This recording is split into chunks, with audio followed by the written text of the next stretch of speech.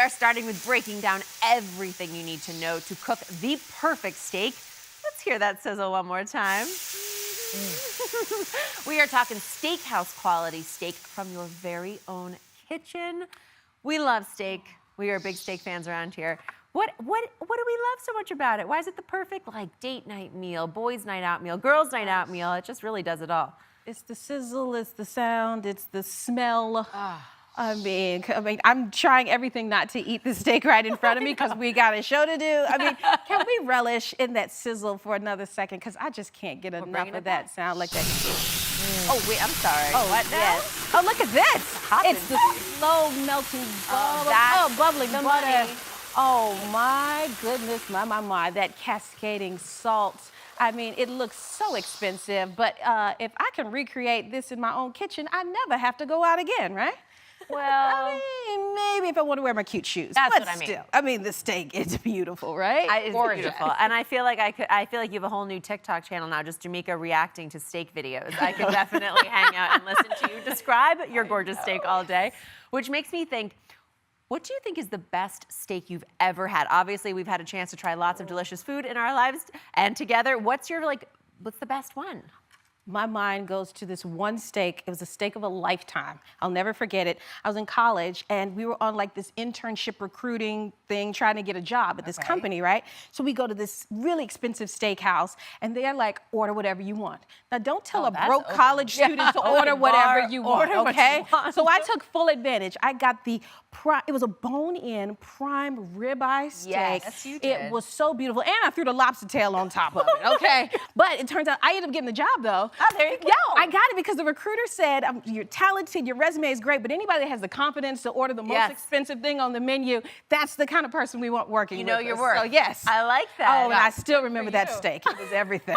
Yes. That's beautiful. That's beautiful. Well, I will say, I've had some really great steak in my life, but definitely the steak that made me understand and truly appreciate a gorgeous steak. My first real job was working for the food critic at Vogue magazine. And one of the first few months that I was working there, we did an article about how to cook the perfect steak. And my boss, an incredible food critic named Jeffrey Steingarten, had a real young up-and-comer at the time, Tom Colicchio, aged some special steaks for us and cook them at different ages and different cuts so that we could do a taste test. And that was the first time I met Tom Colicchio, and we ended up having, we've now had a 20-year friendship, obviously, but he made us these beautiful, dry-aged porterhouse steaks. And again, just out of college, this was something I never would have ever had the chance to taste. And I remember thinking, I will never look at steak or Tom Colicchio. I love that. Yes. I will say there's the variation in exactly you say, the way that it's aged, the way that it's cooked can so dramatically change a cut of meat, which we're going to talk about. We're going to go through some of the most expensive cuts of beef, also the least expensive cuts. I will tell you, the thing that makes a perfect steak for me is the extra dirty, extra cold martini that goes with it. There's no question. Number one. That's my order, Daphne. I knew you and I old school. were meant to be. All right. It's so good. Well, you get your martini at some point in this show, but now a good steak, it does not have to cost an arm and a leg. In fact, you might be surprised when you hear which steak gives the best bang for your buck, all right? So let's start with the priciest steaks. That would be the ribeye, the filet mignon, and the New York strip, okay? Now, they cost a lot because they come from the parts of the cow that haven't been worked very hard. So the meat is naturally tender and it contains little to no connective tissue that needs to be broken down or cooked down, if you will. And on this opposite end are the budget buys. This is your chuck eye, your tri-tip. These definitely require a little more attention as you prep them, you marinate them, as you cook them, so that they don't become tough to chew because they are already coming with quite a bit of connective tissue. But let me tell you that connective tissue also brings a ton of flavor. There is so much you can do with these cuts of meat to make them really sing as delicious meals, one of which is to salt an hour before you want to cook them. That helps to tenderize the beef, really keep them really juicy and delicious. Yes, it's true. But I will say my favorite cut of meat, of steak to cook on a budget is the skirt steak or the hanger steak right down there. Good choice. Now, they fall sort of in the middle range of the pricing scale, and they're sort of underused and I think underappreciated, but super flavorful. You're kind of getting the best of both worlds. They marinate really well. They make the perfect weeknight meal when you want a little steak indulgence and some steakhouse feel to your dinner. Can we have a controversial conversation? Yes. What are you about to start now? You always start. Are you guys ready for this? Okay, come on. Filet mignon. Discuss.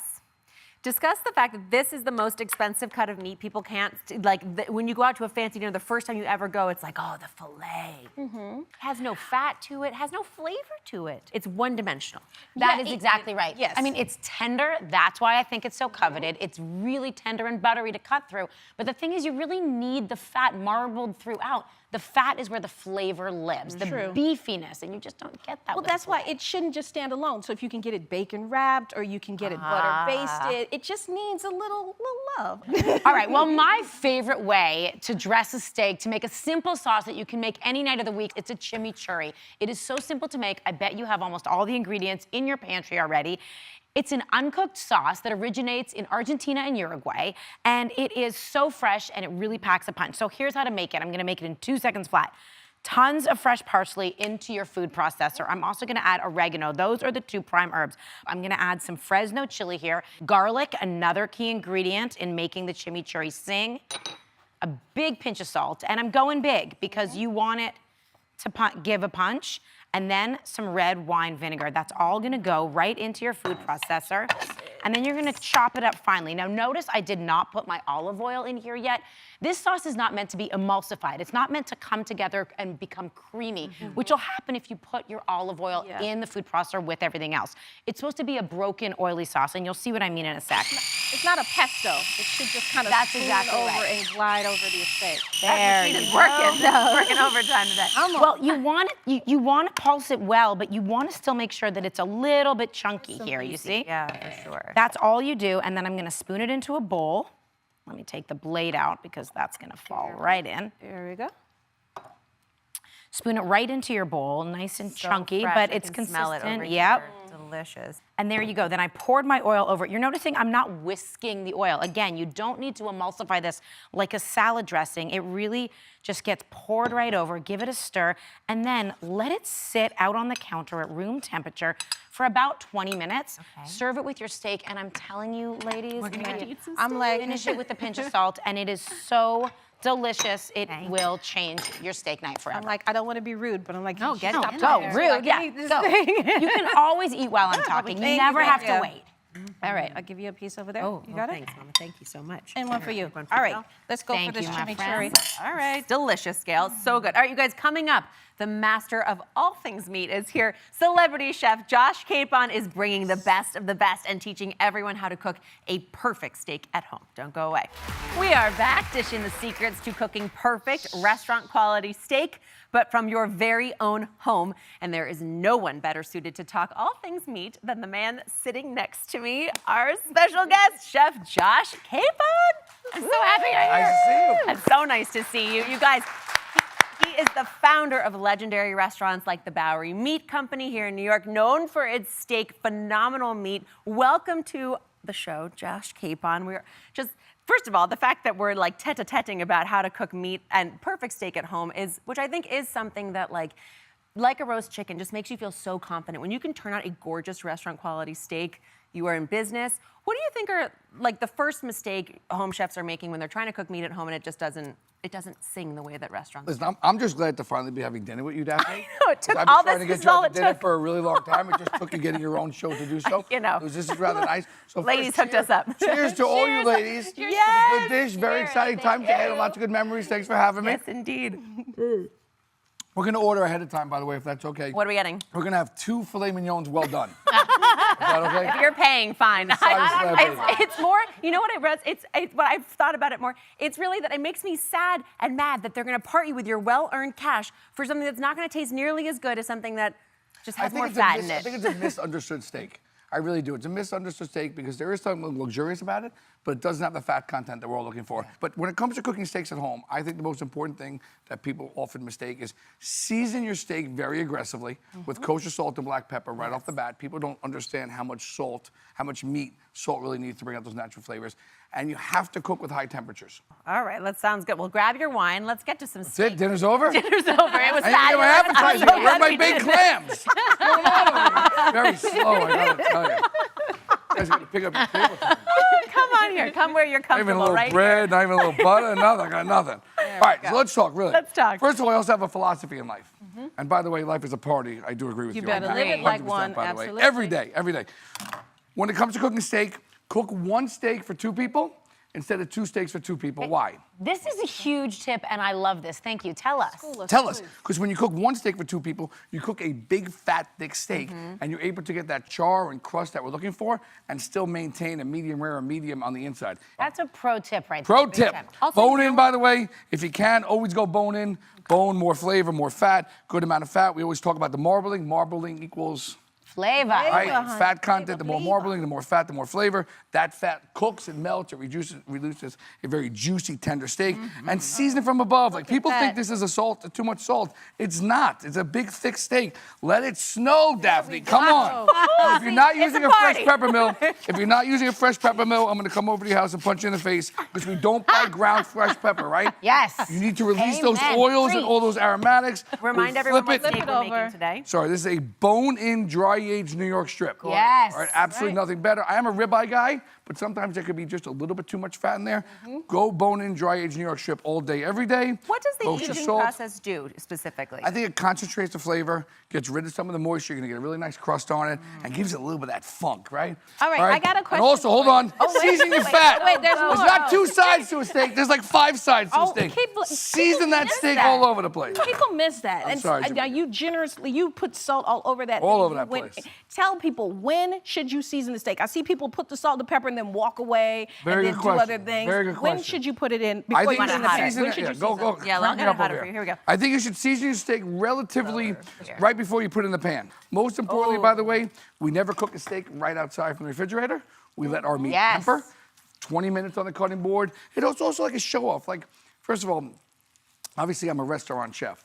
I've been loving cooking at home these past 2 years more than ever for friends and for family. And when you do so, put on a cooking show. If people come to your house, there's no reason why the steak shouldn't be sitting on the counter so people can admire them Show them what and you're see what's working coming with. later on for dinner. So super hot pan. Am I cranked over here? Crank me up if I'm not. Crank. Okay. I think this. There we go. All right, now look at that. See that? Oh, yeah. See that? Look at That is all what we were of looking for. Listen for the sizzle. See? Listen for the sizzle. Authentic sizzle. If you're not making those sounds, that's what you're looking for. Cast iron pan all day, every day. Well, that was my question. Right? You mentioned it before. Why a cast iron pan? I just think a cast iron pan is going to develop flavor. It's unlike stainless steel. Gets super, super hot, and it really gives a lot of flavor to the steak.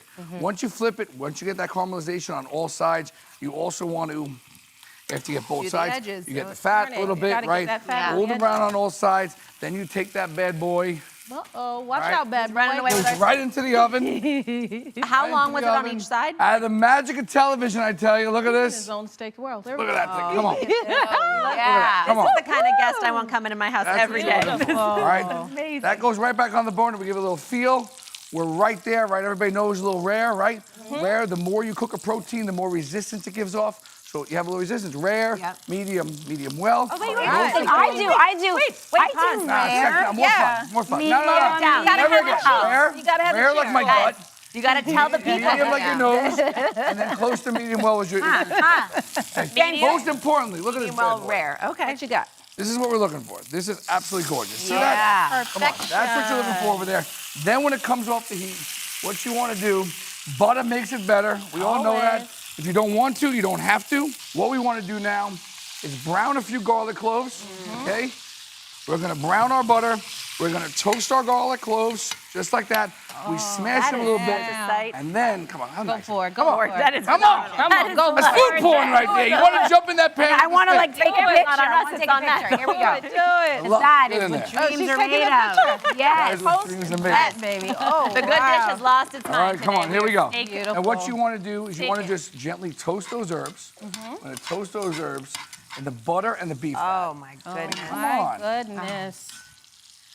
Some That people, smell. some people used to watch Skinamax Smell like that. that. I used to just watch the food network and stuff like that. I'm like, I don't know. This turns me on more than anything else. Base this slow. Right? Go. Then what you want to do is you want Somebody to lower the heat on that stove. Come on, get in there. Oh, Get that camera in here. Let's go. Come on, look at that. That's what you're looking for. Look That at frothy this. effect.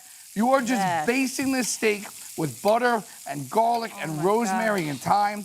And if you think about it, it's still cooking, and all that flavor is just seeping into the meat, and it's lovely. Come on, that's You make it sexy. look Beautiful. Come on. so beautiful. The term is and fun. arrosé, but it's a French term. I just say basting. Josh, we You love finish you. it like and we this. love how you cook. Oh my gosh. And by the way, if you do have friends over, you can have it to the point where you pull it out of the oven, but just show off that technique. If I come to your house and I see you doing that, It's impressive. I'm going to say I should have brought a nicer bottle of wine because these guys are not playing. Yeah, we're shelling out for you. So now, okay, so you finished That cooking is gorgeous. it. You pull it off at what? Yep. You want it off at medium rare probably, so as it rests, it comes. I think you put off medium rare. I mean, Okay. depending how you like to eat your meat. You know, Okay. everybody's a little different. I Don't- think medium rare. Getting Let it personal. rest a little bit. Let it rest a little bit. Resting is important. Don't. Yes. Why don't is get resting rest. important, Gail? Come on, take it away. Because you want the juices to not run out. You want to make sure that they redistribute and stay in there. your meat. God, it's like salad.